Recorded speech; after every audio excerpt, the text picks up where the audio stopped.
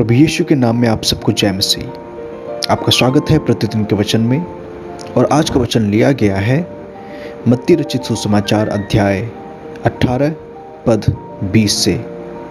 मैं आपके लिए 18 से पढ़ना चाहूँगा, जहाँ प्रभु यीशु इस प्रकार कहते हैं, मैं तुमसे सच कहता हूँ, जो कुछ तुम पृथ्वी पर बांधोगे वह स्वर्ग में बंधेगा, और जो कुछ तुम पृथ्वी पर खोलोगे वह स्वर्ग में खुलेगा। फिर मैं तुमसे कहता हूँ कि यदि तुम में से 2 जन पृथ्वी पर किसी बात के लिए एक मन होकर उसे मांगे, तो वह मेरे पिता की ओर से जो स्वर्ग में है उनके लिए हो जाएगी। क्योंकि जहाँ 2 या 3 मेरे नाम पर इकट्ठा होते हैं, वहाँ मैं उनके बीच में होता हूँ। आमीन। मेरे प्रियो, हम देखते हैं प्रभु यीशु मसीह के स्वर्गारोहण के बाद जब हम प्रेरितों के काम अध्याय 7 पढ़ते हैं, तो वहाँ हम पाते हैं कि जो प्रभु यीशु के चेले थे वे हर सप्ताह के पहले दिन इकट्ठा हुआ करते थे।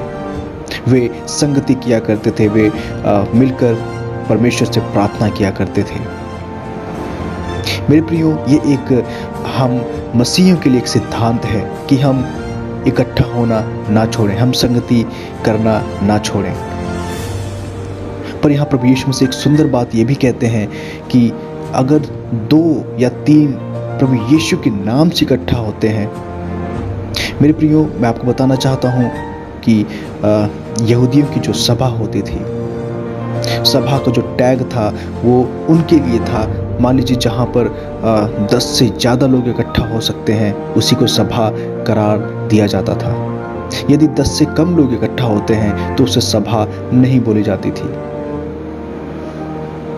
लेकिन मेरे प्रियो, यहाँ प्रभु यीशु ने हमको कितना आनंद से भरा है कि जहाँ पर 2 जन भी प्रभु यीशु के नाम से इकट्ठा होते हैं, वहाँ वह उपस्थित होता है। मेरे प्रियो, हमारे प्रभु इस छोटी सी सभा को भी आदर देता है। आमीन।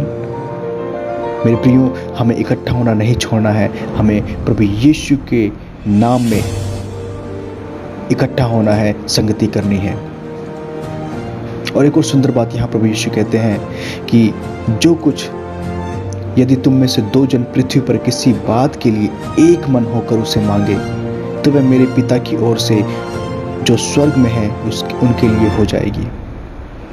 मेरे प्रियो, ये कितनी सुंदर बात है। हम नहीं जानते हमें क्या मांगना है। हमें पवित्र आत्मा से अगुवाई मांगने की ज़रूरत है, क्योंकि पवित्र आत्मा की अगुवाई के बिना हम भटक जाते हैं। ज़रूरी है कि हम पवित्र आत्मा में प्रभु यीशु से परमेश्वर की इच्छा के अनुसार चीज़ें मांगनी है, चाहे वो आत्मिक हो चाहे भौतिक हो, ताकि उसके द्वारा परमेश्वर को महिमा मिले। आमीन। आइए प्रार्थना करें। धन्यवाद स्वर्गीय पिता, धन्यवाद आपके महान प्रेम और अद्भुत कार्य के लिए जो आपने कलवरी के क्रूस पर किया। पिता, मैं धन्यवाद करता हूँ प्रभु यीशु के लहू के लिए, जिसके द्वारा आपने हमें पापों से छुड़ाया, हमें आज़ाद किया। पिता, होने दीजिए जब हम प्रभु यीशु के नाम से कुछ मांगे तो वह उसे आप पूरा करें, क्योंकि आपका वचन कहता है कि जहाँ 2 या 3 प्रभु यीशु के नाम से मांगते हैं उनके तो वह आप पूरा करते हैं। धन्यवाद पिता।